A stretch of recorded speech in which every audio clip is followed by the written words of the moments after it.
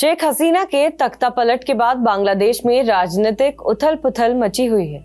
इधर भारत में बांग्लादेश के हिंदू चर्चा के केंद्र में आ गए हैं।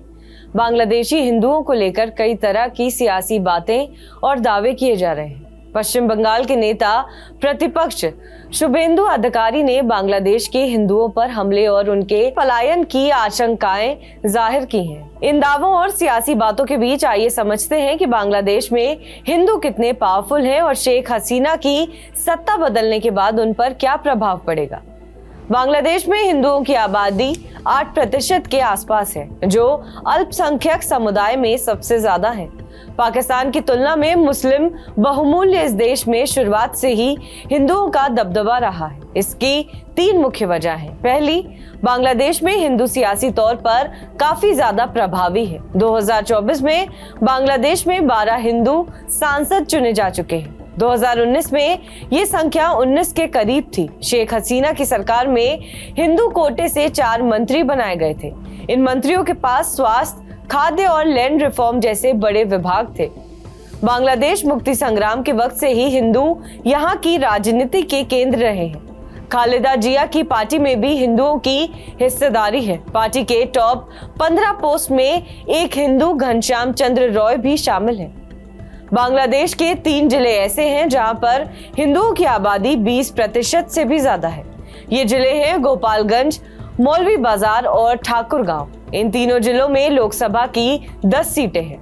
दूसरा, बांग्लादेश में हिंदुओं में ब्राह्मण और कायस्थ जातियों की आबादी करीब 2 करोड़ के आसपास है। इन दोनों ही जातियों का प्रशासनिक और जुडिशरी में अच्छा पैठ है। वर्तमान में हिंदू समुदाय के इन दोनों ही जातियों से आने वाले 3 अधिकारी बांग्लादेश में इंस्पेक्टर जनरल ऑफ पुलिस यानी राज्य पुलिस के सर्वोच्च पद पर है। इतना ही नहीं, बांग्लादेश के उच्च न्यायालयों में हिंदू समुदाय के 8 जज कार्यरत है।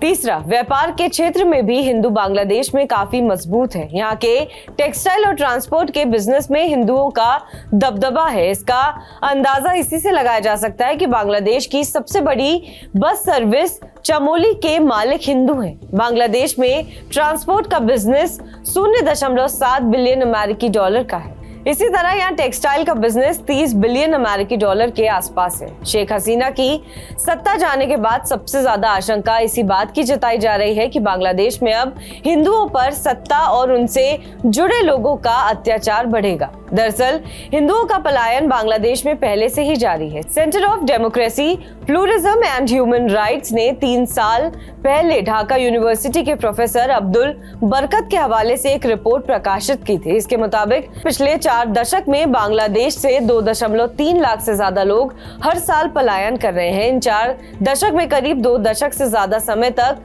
शेख हसीना की ही सरकार रही है। बांग्लादेश में सांगठनिक रूप से बड़े स्तर पर आखिरकार 1971 में ही हिंदुओं का पलायन हुआ था। इसके बाद से हिंदुओं पर अटैक तो हुए, लेकिन छुटपुट घटना के तौर पर इसमें एक बार फिर हिंदुओं के पलायन का डर सताने लगा है।